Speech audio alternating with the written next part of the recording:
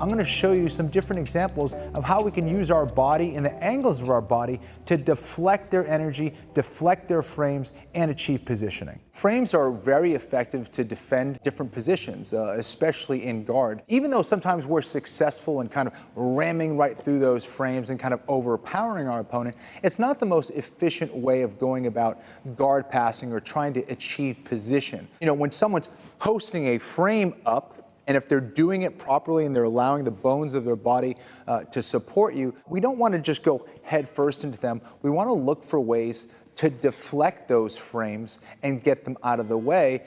And because of that, the spatial relationship is also important. If I'm here with Josh and Josh is in his guard, and whether we're talking about our leg frames here, right, our arm frames when he's defending a certain position, it's really important that I just don't try to just like drive myself through the position to try to barrel my way into side control. A slicker way, a more controlled way, a more efficient way is for us to make sure that we're making contact with these frames.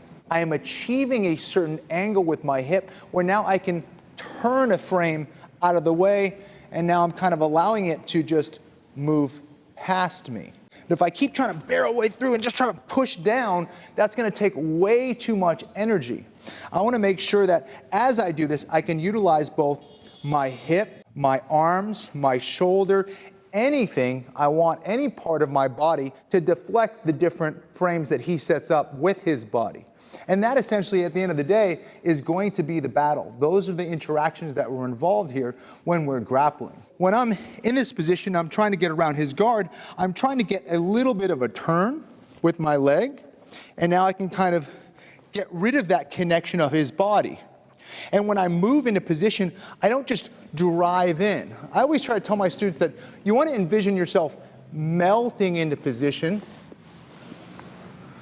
settling into position by melting into the space as opposed to trying to barrel right through into space here, like driving through. I might be able to do it, but is that the most efficient way? Is that in line with what I think of the principles of Jiu-Jitsu are? Probably not. So however you guys are trying to get around the guard, reassess the manner in which you're doing it. Are you being efficient?